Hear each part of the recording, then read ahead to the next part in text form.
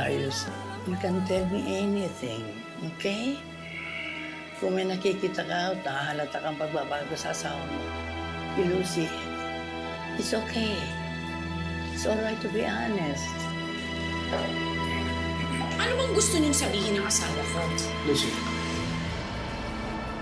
Ha? Kaya ba ilang araw niyo na akong hinahanapan ng mali? Dahil gusto niyong mag-away kami ni Darius? Bakit ko naman gustong pag-awayin kayo dalawa? Bakit? Eh ano tong ginagawa ninyo? Nag-iimbento kayo ng kwento para magduda sa akin si Darius. Samantalang okay na okay naman kami. Lucy. Relax. Kung ayaw niyo sa akin, eh di hindi ako lalapit sa inyo. Pero huwag niyong sisirain ang pagsasama namin ng asawa ko. Lucy, sandali! Wait, sandali! Mita, ako na ba lang? Oh my God. Sundan ko.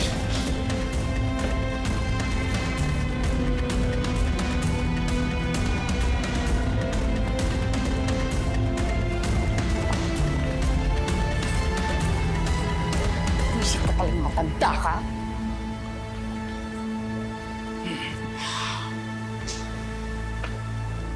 Love? Love? Okay ka lang? I'm sorry kung nag-walk out ako.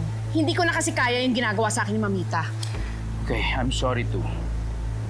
Kaya ka lang siguro napagsabihan ng ganyan dahil concerned siya sa health mo. Hindi. Hindi niya lang talaga ako gusto. Ganyan naman siya eh, dati pa. Hindi niya ako gusto para sa'yo, kaya gumagawa siya ng paraan para umayaw ka rin sa akin. I don't think that's true. Ang tagal-tagal niyo ng okay ni Mita, di ba? Kung meron man siyang pinupuna noon, walang iba yung kundi si Farah. Siguro ngayong wala na si Farah, ako naman ang pinag-iinitan niya. Alam mo, parang naiintindihan ko na si Farah ngayon kung bakit sumama ang loob niya sa atin. Kasi ganito pala yung nararamdaman niya. Masakit, ha? O sige, huwag mo na yung kukumpara ang sarili mo kay Farah. Ngayon, kung sumama ang loob niya dahil napagsabihan siya noon, hindi na natin problema yan. Okay, ganito. Kung gusto mo, kakausapin ko si Mamita para matapos ng lahat ng yan. Okay sa'yo?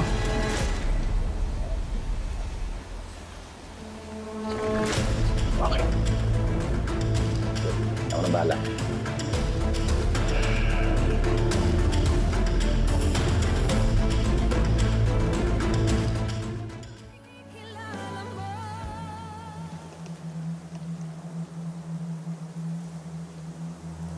Mabuti na kumbinsi yung asawa mo na bumalik dito. Akala ko hindi ka niya ang pag-walk out niya. Mamita, kilala naman ninyo si Lucy. Hindi naman kayo di-disrespect ng ganun lang.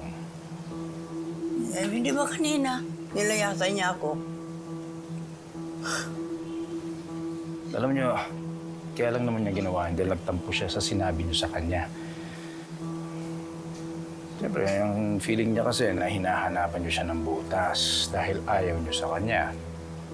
Kaya yan, kinukumpara niya ang sarili niya kay Farah dahil parati ninyong pinupuna si Farah noon. Naku, ang OA, no? See? Hindi naman nag-o-overact ganyan si Lucy. Level-headed siya at hindi nagdadrama. Okay, Mita, kung ano man ang iniisip ninyo o gusto niyo sabihin tungkol sa asawa ko, tama na ako. Mas mabuti pa siguro kung di na lang tayo mag-uusap kung tutuloy ito. Ayokong sasaktan si Lucy.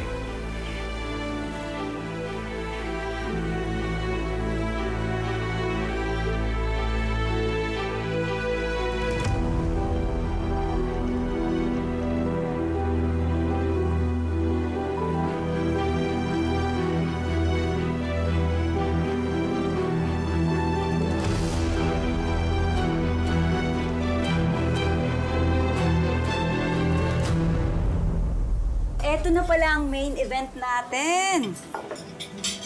Kalyos. Yan ang paborito niyong kalyos na gawa ni Lucy, Mita. Tuwing rini-request ninyo yan, hindi kayo tinatanggihan ni Lucy. Well, tingnan natin kung nagbago ang lasa, ha? It's been a long time.